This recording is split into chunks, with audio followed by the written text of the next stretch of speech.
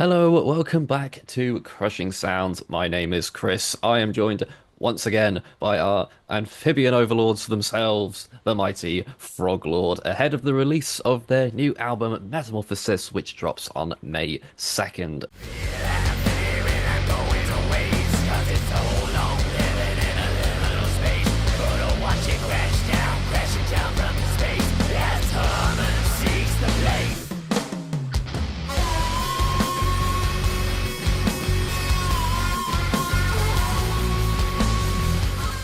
Thank you so much for joining me again, guys. How are we doing this evening?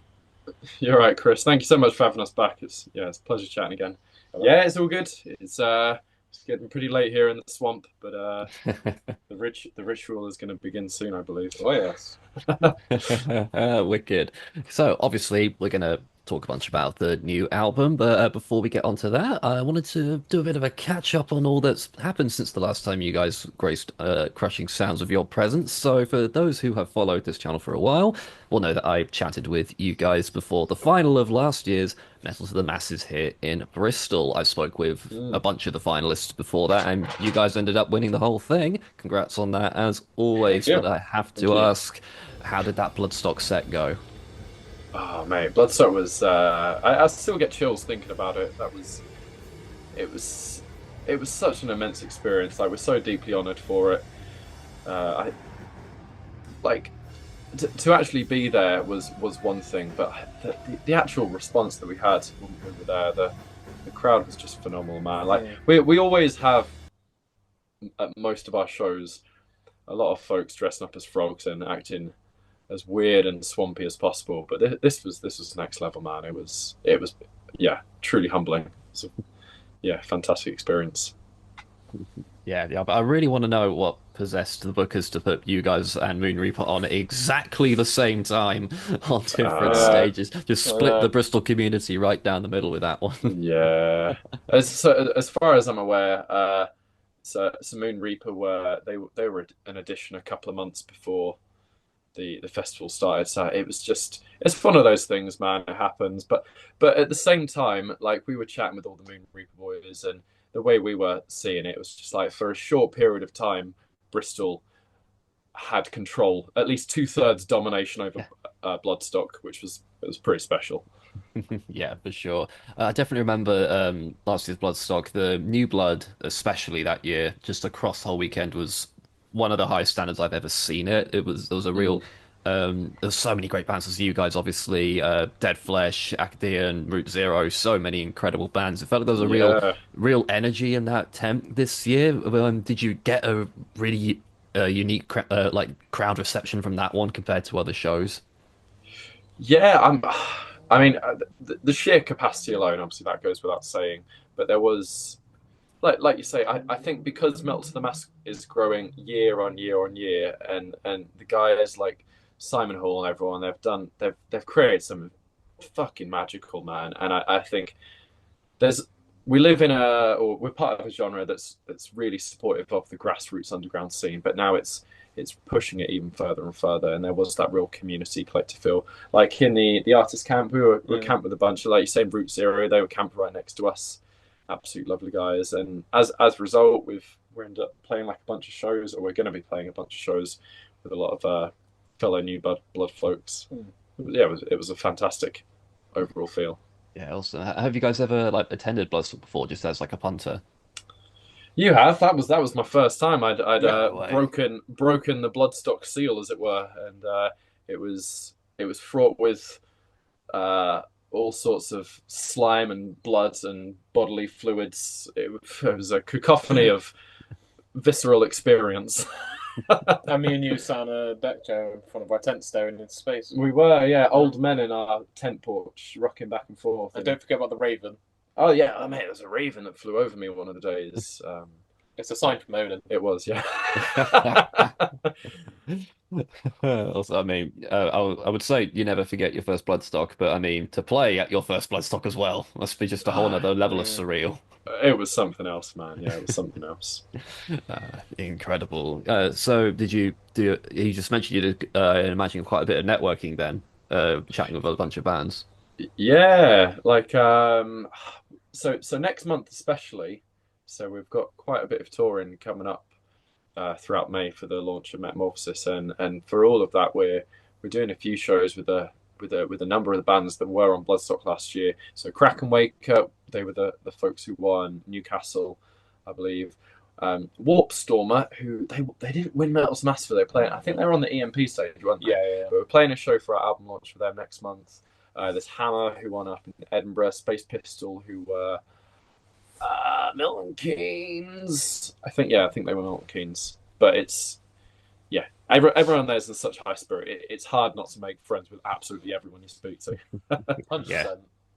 Yeah, I guess it just proves the whole concept of Metal to the Masses, really, of what this competition can do for your band if you get all that, if you go the whole way, basically. Yeah. And if you're not a dickhead and you're nice to people. Yeah. Which I like to think we're doing a somewhat of an acceptable job of that so far. But there's always time to rock the boat. Of course, Oh, of yeah. course. Yeah, and of course, as is tradition, you guys will be back to play the final of Melt to the Masses in Bristol. You guys have you been judges this year, I presume? I don't think we're officially allowed to say yes or no. To be honest at the moment. Okay. Not giving too much away at all, though, is it? We're not. Is this because I'm in it?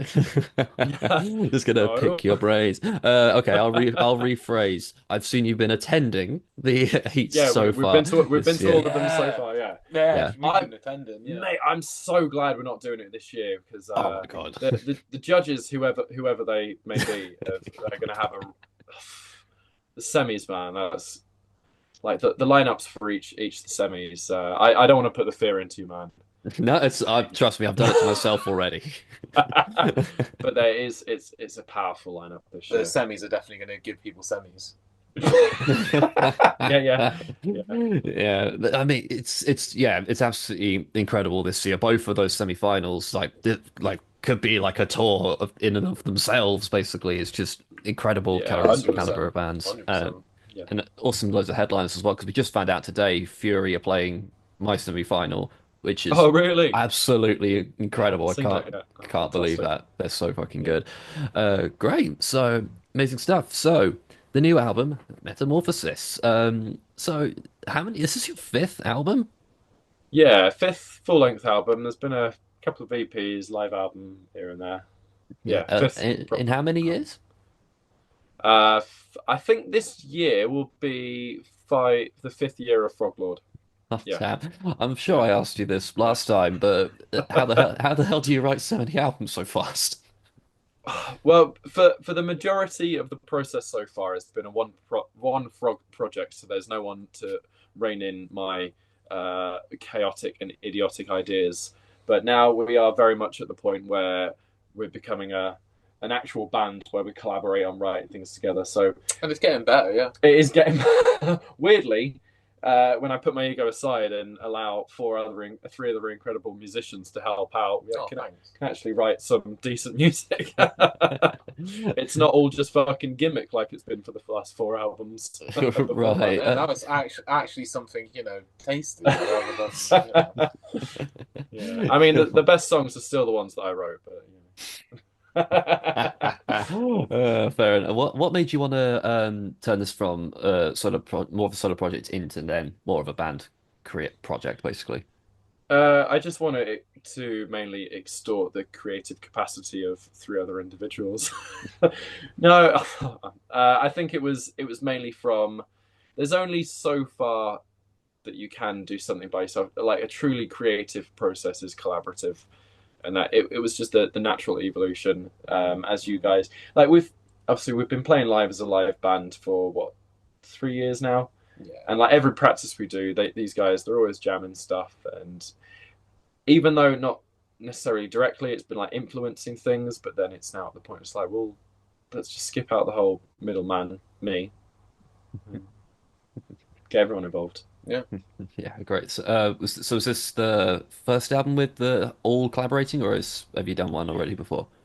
This is the first album where there was all collaboration. Not the entirety of it. I think it was about halfway through the album. Yeah. Like you chucked a bunch of stuff my way because you'd freed up from other projects. So I think Yeah. that And I started just focusing on writing for Froglord more or less. And Yeah, I think that was definitely a large catalyst in that process, like yourself freeing up from other things to yeah, yeah. yeah. So yeah. Okay, awesome. So when did you begin work on Metamorphosis? Pretty much as soon as the last album finished, Sons of Froglord. So that was I can't remember when that was out. It was out sometime like the beginning of last year. It Yeah, wasn't actually. It was a while ago. That was 2023, I think. yeah. Last year the was other EP as well. yeah. It's been Last year, yeah. Last year was Live by the Fuzz, the EP, Yeah. and I think once So that the year finished is before would when have been yeah. Sons of Froglord. So it was about this time last year. Yeah. And that maybe was about 4 or 5 months of actually writing and recording. The album itself, I mean, as anyone who's aware of anything in a you know album launch cycle, it's just been ready for a little bit of time now. Yeah, for sure. Did you write all these songs with the idea that okay, I'm writing an album, or have you just been writing songs and then eventually you have enough to do an album, if that makes sense? I think this one was definitely like there was a vision for an album like because like Froglords, it's always been very conceptual storyline based. The last album or the last EP and album were not so heavy on that storytelling thing, so it was a bit of a there was still the story there, but it was a little bit more of a fumble, a wander through. And then this one it was like much more fleshed out, so I think had a lot more of a structure of like this is what needs to be achieved. Yeah, nice one. I think we mentioned this last time, but you do clearly seem to have a real love for that sort of the B movie horror genre of Yeah. film. So, do you ever have like so you said this one there's a some sort of maybe not a strict narrative, but some sort of storytelling element going on. Do you ever have like a film in mind for an album, or is it more of a general inspiration? Um, I mean, all of the albums do follow a conceptual storyline for the story of the Froglord, and that's almost been established in my head for, I mean, pretty much about 5 years since the project started. To be honest, there's always been this wider story to tell.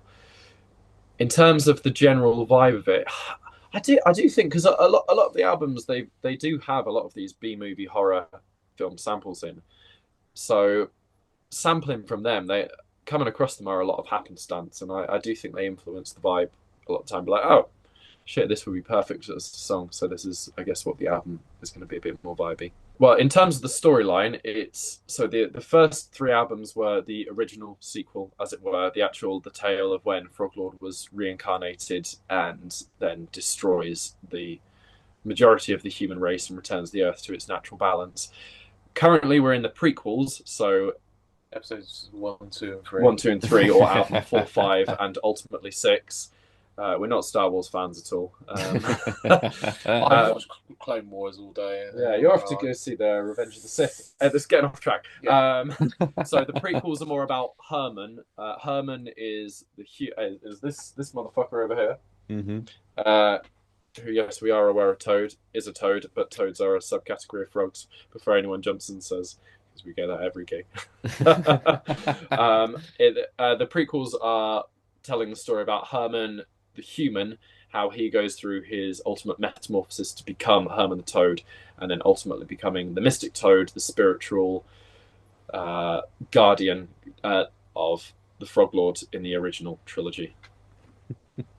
Awesome stuff. I I'm mean, not sure what the sequel's going to be yet, but I was going to ask if, I mean, if you've got this lore in your head already, is that, I mean, not to jump way into the future here, but do you have like is there like an end game in mind kind of thing? Or is this going to I think we're perpetually just go going to go on? full. Yeah, we're going to go full Marvel on it and just. Oh, I was going to say full Marvel I was going to Disney say and just Froglord. capitalize the fuck out of everything. Froglord It'll destroys never the end. Death Star. Yeah. Thanos arrives and Froglord beats him up. That sort of thing. Really. Yeah. In a copyright-free infringement way possible. Sorry, but yeah, good point. The Swamp Star. Yeah. You do like a big Avengers Endgame style and just get all the sludge bands feature on one album. It's going to be the Yeah, yeah. biggest thing ever, and then you're just going to carry on way past it when it really should have ended. Oh yeah, yeah, yeah. Really drag it out.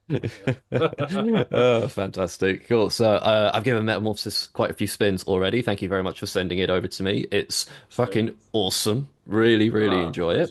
awesome. Look out for my review coming soon. I can't remember if we talked about influences last time, but when I was listening to this album, I often got the vibe of Acid Bath. Is that a fair comparison?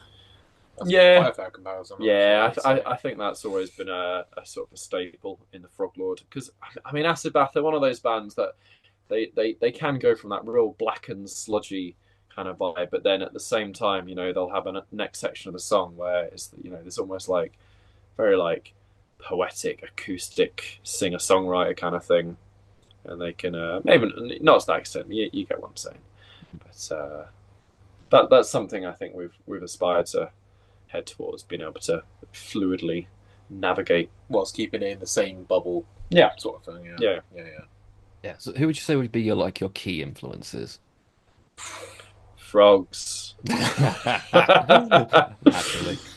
Yeah. Rob Zombie's one. We have to throw Rob Zombie out there. Rob Zombie in terms of aesthetics, Yeah. and The horror vibe is definitely influenced quite a bit by Rob Zombie, I would say. yeah, I like agree. I do massively agree with Acid Bath and Fairness. Like, yeah, that's sound quite wise. on point. I mean, obviously, you can't get away from saying Sabbath because every fucking stoner doom band is ripping off Sabbath. Yeah. It's just four riffs at the end of the day. There's only four riffs. Everyone just plays them a little bit differently. Well, if four riffs is all you need, then fucking Yeah, go gonna for it. gonna milk that cash cow It's the for golden thread, man. whatever. You find that golden doom thread, you're sorted for at least half your life. Yeah, well, at least an album anyway. Yeah, you say that. Definitely stretch it to about 5 more. Yeah. Great stuff. I also think the production on this thing is absolutely savage, and I'll say for the record for people watching, I've heard the album before the inevitable shitty Spotify compression, so rest assured, it does sound great, I promise. So, who handles the production for you guys? Is it all in-house? Yeah, I do all the mixing myself. This particular album we sent off to Chris Fielding, formerly of Conan, to do the mastering for us. Who did you know it's one thing to be able to mix it, but the mastering process, man, it really brings it to life. You can change the vibe so much with that, and he did crack and jump with that. Like he got the gist of it so quickly. Yeah, But yeah, mixing wise, it's all been myself. It's it's just the way of any independent band these days. Like going back to what you're saying before about churning them out, the number of releases that we've done, doing it in house, even though it may not be, we're forking like a few grand on a studio and stuff, so we're not having It's that not sort like the best thing Yeah, in the world. we're not but having that studio quality, but we're able to. We live in an age where we have short attention spans. We want content. I think Doom's quite a good genre because if you listen to most, even modern Doom tracks, you could argue that they don't sound like necessarily the best studio quality, or what the studio quality you would assume if you pay thousands. I guess is the kind of what I'm trying Yeah, to get at. we're lucky that our fans have low expectations of I us. think that's what I'm trying to say. Uh, this is one way to look at it. But I think it paid off though because the album sounds absolutely awesome. It's really, Thank really you. cool. I really wish my band, one of us, would learn how to do this kind of thing because none of us have really taken the time to learn how to do it. So we do fork out a lot of money every 2, 3 years to do recording But and I mean, you guys, like your recorded stuff sounds incredible, man. Like it's Yeah. worth it. I think whichever route you decide to take, you're always going to regret not doing the other. sure, yeah, that's Yeah. very true. Yeah. Also, though, who does the artwork for you guys? Because it's always so fucking good. Well, I've had a different artist for every single record, to be fair. Really interesting. Yeah. So the guy who did it for this one, who's Dylan, who his Instagram handle is Angband Art. He does a lot of like uh, psychedelic 60s Art Nouveau smut. I think is the best way to describe it. Pretty much the perfect Um, way to describe it. yeah, Fair enough. um, and it's always a case like f- just scrolling through Instagram, I think, and then coming across artists. A couple of the times, like there's always already been existing artwork, and I'm like I've commissioned folks to do that. And there's been a couple of times with this particular album with Metamorphosis, I already had a vision in mind, which I sent it off to Dylan, and then he sent me back a few other things. The initial one that I had like sketched out, and it was like, here's your idea that you did come up with, which is like, yeah, it's cool. But then he came up with the concept for the album art, which is now it's just like absolutely blown away by it. He did, yeah, incredible job. Yeah, it's interesting to hear that you've worked with a lot of different artists because your artwork, even from the beginning, it's all felt very thematically consistent. Do you often give quite a lot of, I guess, prompts to whichever artist you're getting in at any one time? Yeah, yeah. Like we were very fortunate. So speaking more on the process with Dylan for this artwork for Metamorphosis, like he was absolutely fantastic because we went back and forth a few times. Like he was editing things here and there, just adding in like sort of very subtle stuff, which does nod to the album, which you wouldn't, or the content of the album, which you might not notice just by watching it or listening to it. But then if you dig deep down to the surface, but it's been something with pretty much all the records, to be honest. It's there has been a very clear vision to it, Yeah. and the times when I've already stumbled across the artwork beforehand and then commissioned the artist once they've already had the piece, it was sheer luck. I was like, oh man, that's perfect. A few times, to be fair, there've been I think on 3 occasions it's been fan artwork. So people have sent me stuff via Instagram or something, saying like, I drew this like picture kind of thing inspired by some Froglord stuff, and then we opened up a conversation with them, asked if we could commission them to like develop it a little bit further for this artwork. And I think that was a fantastic route of doing it because obviously you're already getting this fan artwork, people who pretty much get what we're about as it is anyway, and then developing that even further.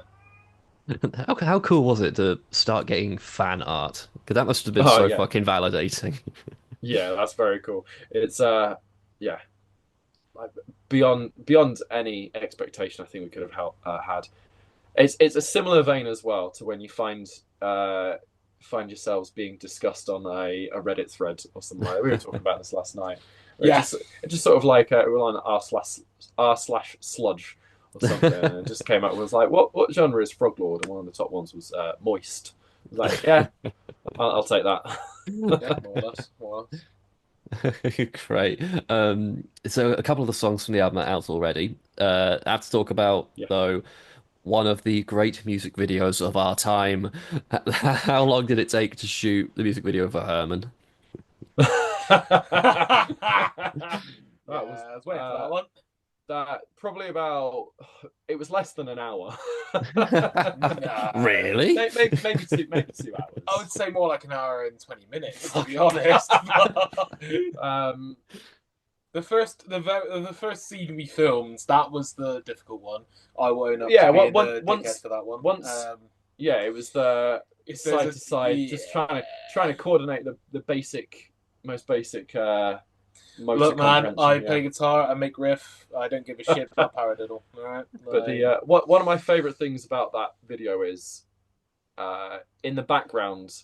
So Honora, our drummer, is a mannequin in the particular video, and the reason for that is because there was literally only one day that we were all free. Well, free at least free. 3 out of 4 of us were free over like a 2-3 month period, and we kind of wanted it sorted then and there at that point. Yeah. Unfortunately, he wasn't available at that point, so we're like, well, we can't have him without it. So we just made this mannequin of him at the back. So he was there. He was there in spirit, and I think that was my favorite part of the whole thing. Yeah, 100%. Did you just sort of wake up one day and go, "Fuck it, we'll just do it in a car"? Or like, where did the inception come from?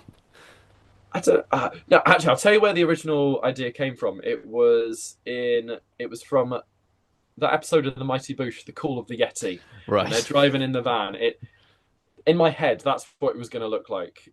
We don't quite have the budget or the studio capacity of the BBC to pull something off. So what we got was the music video to Herman. But I wish you watched the film of it. It would have been one of the best moments of your life, honestly. I'd love to see some behind the scenes, but can't. Yeah, Probably can't. would have filmed them if there's Chris was there. Can't risk the anonymity getting exposed. Oh no, no, sorry, yeah, good point. Yeah, the van did go through space. Yeah, oh yeah, it did. It was all real. yeah. Sorry, yeah. The production was really high on that one. Actually, we had to pay Jeff Bezos to get us up there and everything.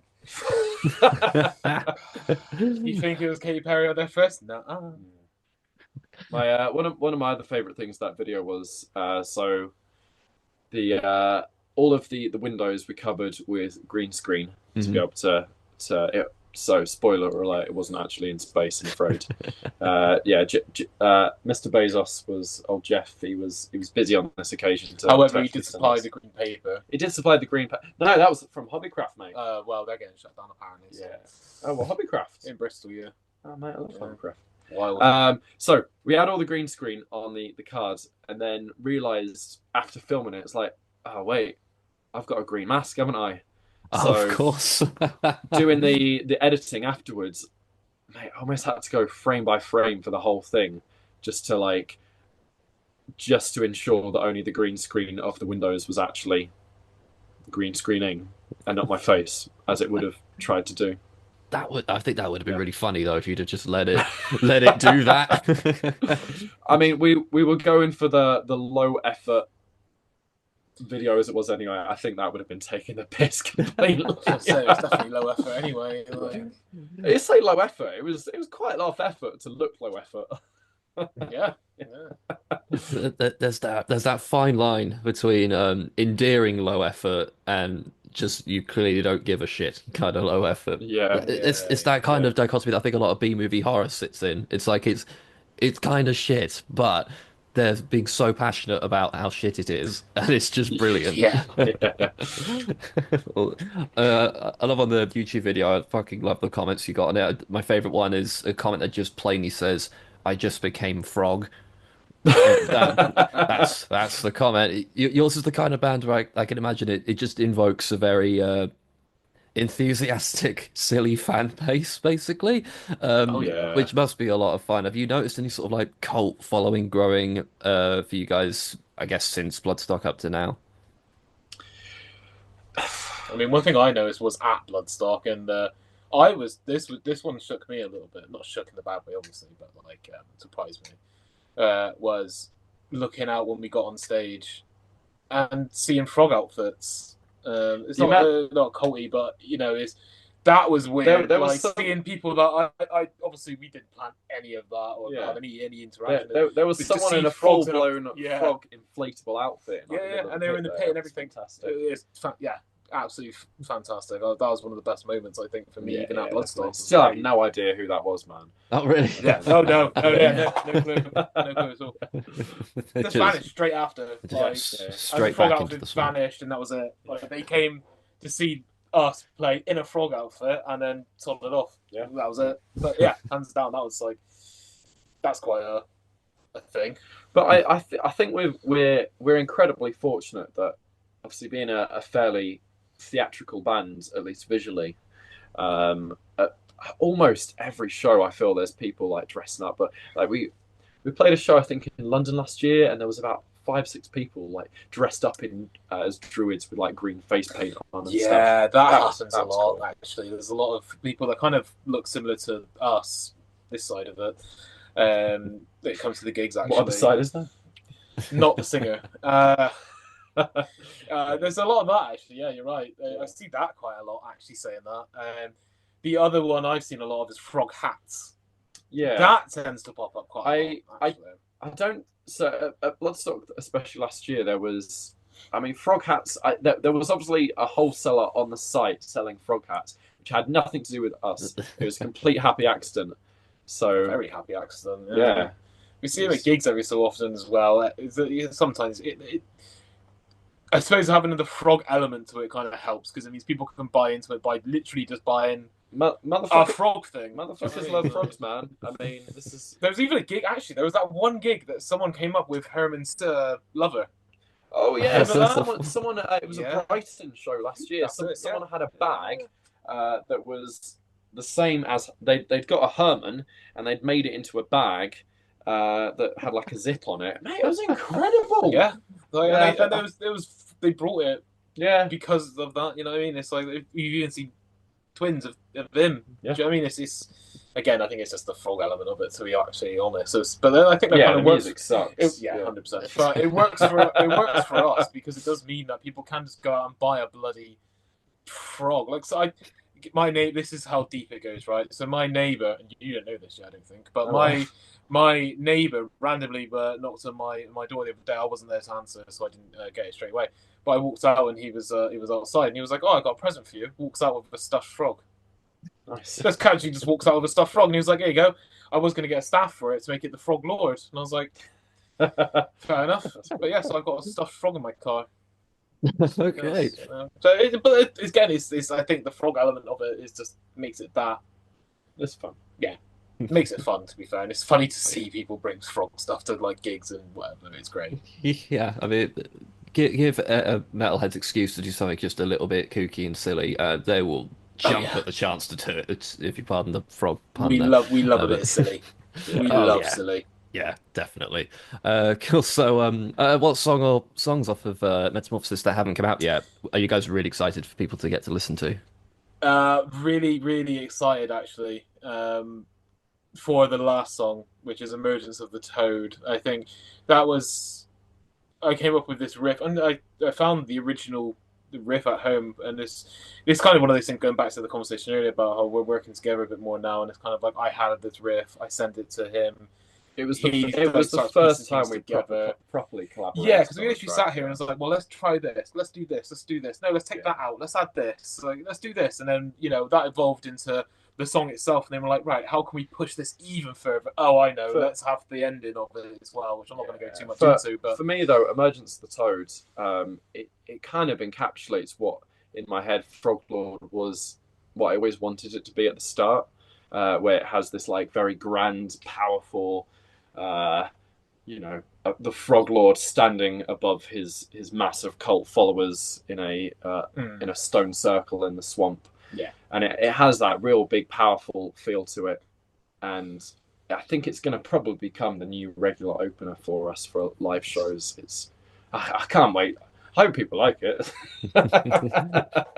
This when the album comes, I'll be like, "We're on about shit." Yeah, I mean, for me personally, it's between that and Cryptids. I think Cryptids is Cryptids is just a fun song. But that is out though. Yeah, I know. I'm just saying in general. Like, I think those two are probably my two favorites, and I think that shows kind of the separation, like being like we said earlier about being fluid. Those two alone kind of show that separation. Cryptids is definitely like almost more, not quite Rob Zombie, but it's like it's a party track. It's more it's more upbeat and more fun. I think it definitely shows the dichotomy of the album.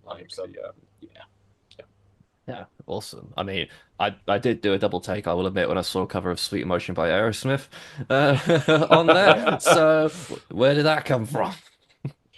Man, I really wish there was more of an interesting story to this. So we were driving back from a gig in Plymouth last year, listening to a playlist in the van.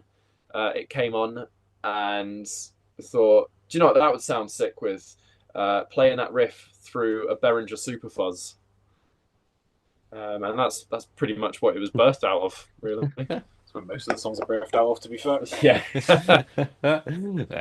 Whack a stupid fuzz on it, job done. It wasn't like it was very much the opposite end of what we've done with some covers in the past. So like the previous album had a cover of Born on the Bayou by Creedence Clearwater, and that was a very much intentional action of this follows the vibe of the album. Sweet Emotion was like, yeah, fuck it, this is fun. Just being silly with it. Well, yeah, we're back to being fun and silly, because why the hell not? Awesome. Next cover is Lady Gaga for sure. Yeah. I mean, yeah, why the hell not? Cool. So, I know you mentioned a few shows earlier on, but beyond the release of Metamorphosis, what does the rest of 2025 have in store for Froglord? Yeah, quite a few things really. So we're touring like quite a bit of next month. I mean, we're playing Southwest Heavy Fest I think it's next week. Leicester the day after that. try and reel them off as quickly as possible. Bristol for the album launch. Do you want me to get the list That's up? all right, I'll remember it. Oh. Birmingham, York, Glasgow, Edinburgh, Newcastle. We're also playing Desert Fest next year. We are. Yes. Yeah. Gotta mention Desert Fest. Yeah, we're headlining the Dev on the Saturday at Desert Fest, which, yeah, that's First time playing Desert Fest and we're headlining the Dev. That's pretty cool. It's a milestone. That's pretty cool. Yeah. Yeah, We've got quite a few gigs. yeah, for sure. Just for everyone watching, please check out that pinned link in the description. It'll take you to all of Froglord's socials, so you can check out all the upcoming shit they've got coming your way. And I know this is very greedy to ask, but the new album is about to drop.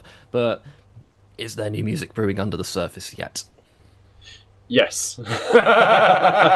Yeah. It's very early doors though. It's nothing. There's not a lot set in stone. There's something planned for the end of the year. Apart from that, I don't know how much we're meant to be talking about. Wait, don't. Let's keep that one under wraps. Yeah, that one keep under wraps. There's something small for the end of the year, but there's something else due for the end of the year, but it's only small. Yeah, but there's in the but also huge. And then there's other bits. It's just those early doors where we'll write stuff and be like, "What do you think of this? Shall we do this?" You know, that it's back into that stage now. But beyond just musical output, there is other plans, other things coming. Literally in the next few days, there's some like pretty cool announcements coming out for stuff. Can you mention that? No, we can't mention that one. No, don't mention that one. Okay, it's a very tantalizing hook there. Love it. Watch it to find out more. Big things coming. Big things coming. That's a thing people say, isn't it? Big things coming. What does that even mean anymore? Cool. Amazing. I shall reiterate for everyone watching, make sure you check out Froglord's new album, Metamorphosis, which drops on May 2nd. Cool. So, if you remember from last time, I like to end these interviews the same way every single time, with some random quick-fire questions that have nothing to do with anything. You can think as long or as short as you like, elaborate if you wish. Just some light-hearted questions to see us through to the end. So, first question, summer or winter? Summer.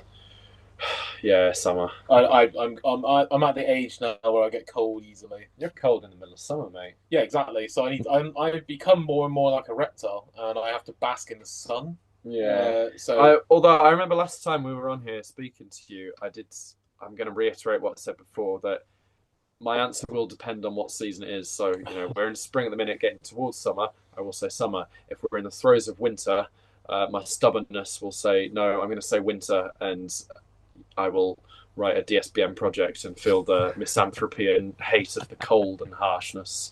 And then you'll get back to summer and be happy. And I'm like, woo, happy fun time. You love summer, but you just don't want to admit it. Of course. Tea or coffee? Coffee. That wasn't me offering. That wasn't me offering, by the way. Yeah, what, you got kettle on? Yeah. Please, if you got oat milk, I'll have that. It's a bit late, to be fair. Is it? Never. I know. Yeah, to be fair, you have a monster and then fall asleep. Yeah. Yeah, he's an odd breed, man. Salamander's man. I'll have a coffee after, like, I can't have a coffee after 2 o'clock, otherwise I'm not sleeping that night. Oh no, but monster to me is like night nurse. Sleepy juice. Yeah. Knocks you out, man. It's probably all that chloroform that I've been putting in it. Possibly, yeah. More toxins, please. Brilliant. Dogs or cats? Dogs. Cats. Oh, no. But I'm gonna say cats, but also like just animals, man. Mm-hmm. It's between cats and dogs, so bin off the other animals. It's between cats and dogs. I love all of the Froglord's creatures. But it's not. That's the natural evolution of Earth. Dickhead. Great. Sludge metal or doom metal? Sludge. For me, sludge has got it's got more diversity to it. I mean, you go from like it does, but I am gonna stick with doom. I think I prefer a lot more doom bands specifically than sludge, but I do enjoy sludge quite a lot. So, but for me, sludge is such a diverse thing. You get like going from like Melvins, like even early Mastodons. I Hate God. I think there's quite a lot of. It is very diverse compared to Doom I itself. feel like it's the most difficult genre to really pin down. Yeah, it is. It is. It is. Yeah. Yeah, great.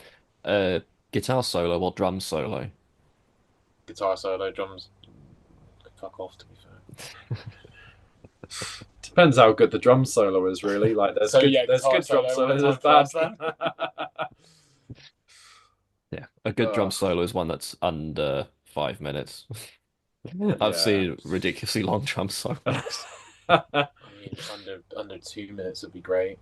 Yeah. Maybe even less, but yeah, whatever floats Yeah, your boat, I guess I'd have to say guitar. Like guitar is my original. It's kind of funny though, because I do think a lot of guitar solos can be very overrated, especially my own. Oh, it's pure masturbation. Oh, 100%. You know, But give me if you said guitar solo, drum solo, or a breakdown. But what is being a musician if not masturbating on stage in front of and trying to boost people. your own ego by getting people come up to you and be like, "Oh, you are so good at guitar." I'm like, no, I'm not. I play the blues scale for Christ's sake. Like that's about all I know. Brilliant. Filthy riffs or catchy melodies?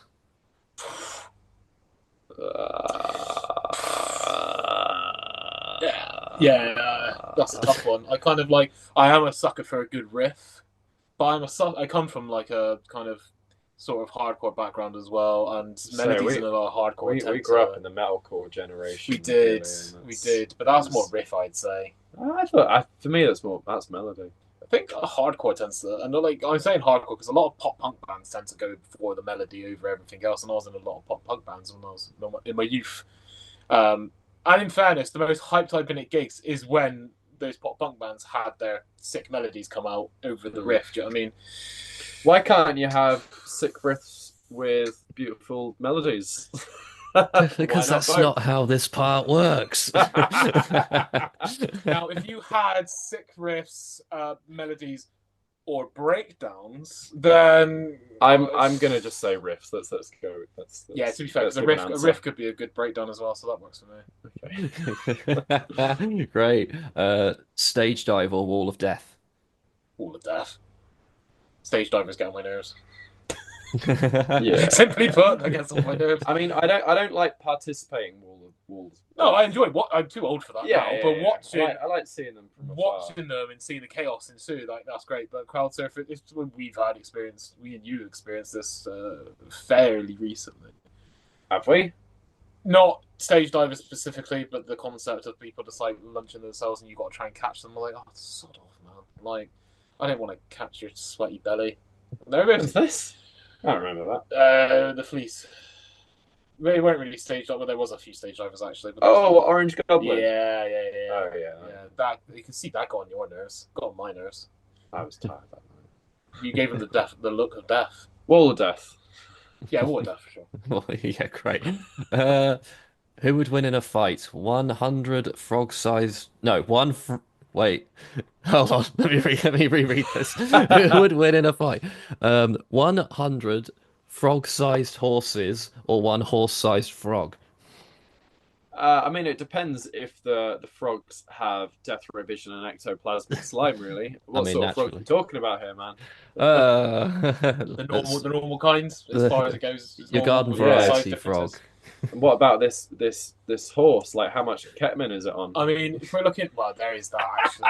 If it's in Bristol, that's a good point. Because if all the little horses were on a lot of ketamine, probably them. Natural though, or I guess not natural, but because none of this is bloody natural. But realistically, I'd say the large frog. But in all fairness, because they eat fruit flies anyway, so yeah, you know. I'm immediate. What was the? It was 100 small horses essentially, but frog-sized. I mean, it would be the frogs. It does even if it was the other way around. The frogs are going to win regardless of size. They'll summon their great Lovecraftian power. And regardless, small or abyssal, they will devour the world and all entities within it. Well, because if you turned it to like I guess small frogs and a large horse, then the frogs would win because you'd have an army of frogs. Big frog. Always. But big frog would also eat all the little horses because they'll just be like little fruit fries to it. So you're like, Yeah. yeah. So Big frog. big frog. Always the frogs. Cool. Last question. Favorite Froglord song? Oh, Emergence of you're the gonna say Toads. Imagine the Toad one that's now, yeah. The one that's not out yet. Yeah. You can I'm say an slightly unreleased song inclined if you to. want. I'm slightly inclined to I agree. am. In fairness, I am very much between say. In saying that, actually, I re-listened to because our bassist sent something into our group chat the other day, and it made me re-listen to Fuzz or Slime. Oh, Live by the Yeah, Fuzz. Live by the Fuzz or Die by the Slime, Yeah. and re-listening to the first track of that Live by the Fuzz. I forget how much I love that song because it's just Yeah. very similar vibes to Emergence, I would say. Yeah, it's similar. Very similar, and I just love, like you said earlier, I love the big impact sort of Yeah. stuff. Yeah. So it's kind of between that, Cryptids, or Emergence. Those sort of three for me. I'd say Emergence of Toad is definitely one of them, and then Herman, the first single from Metamorphosis. Like I love that track, man. That's so much fun. Yeah, Yeah. Awesome. So yeah, for me it's the new material. I think I'm always gonna say like my favorite one is the most recent one to come out. yeah. Watch the next album. Yeah. It'll be the next one of My that. favorite one is the stuff we haven't even written yet. Oh. Big things coming. Yeah. So Big cool. things coming, brother. Sweet, cool. So that's all I've got. Thank you so much, guys, for joining me again. It's been Anyways, great. thank you. Yeah, Thank thank you you so very much, Chris. much. It's been an absolute pleasure. No worries. Again, for everyone watching, please check out those links down below to check out Froglord's socials, their music, and get excited for the new album and all the upcoming shows and all that stuff. I've been Chris. That's been Froglord. Thank you all for watching. Go listen to some amazing heavy metal, and we'll see you Heck in the yeah. next video.